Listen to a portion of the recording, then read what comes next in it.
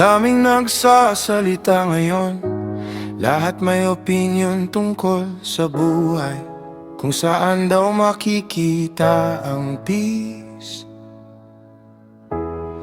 at kung ano raw ang tama. Minsan sobrang ingay ng paligid, hindi ko na alam sino ang paniniwalaan. At habang mas marami akong pinapakinggan, mas nalilito ang puso ko.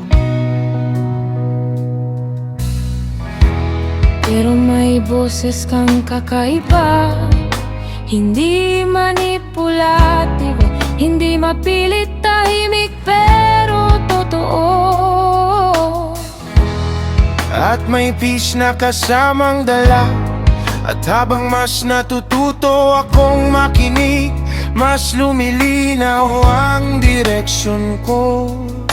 Hindi dahil wala ng problema, kundi dahil may liwanag sa dilim.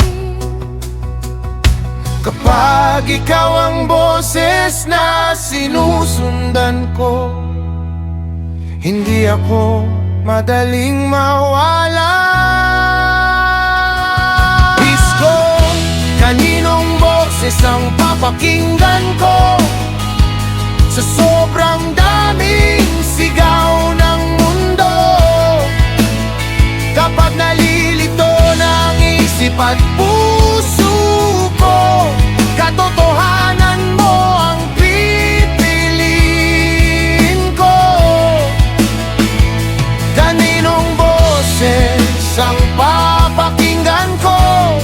Kapag lahat gustong humila sa akin, sa bawat kasinungalingan sa paligid ko, ikaw ang gusto ko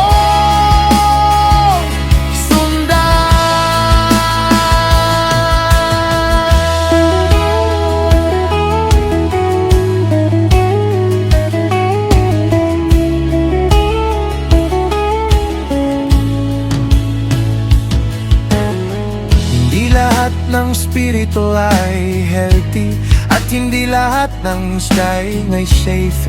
May mga bagay na mukhang liwanag, pero unti-unting sumisira sa soul. Kaya gusto kong maging wise sa mga bagay na pinapapasok ko sa isip ko, dahil alam kong may truth kang dala na hindi kayang pantayan ng mundo.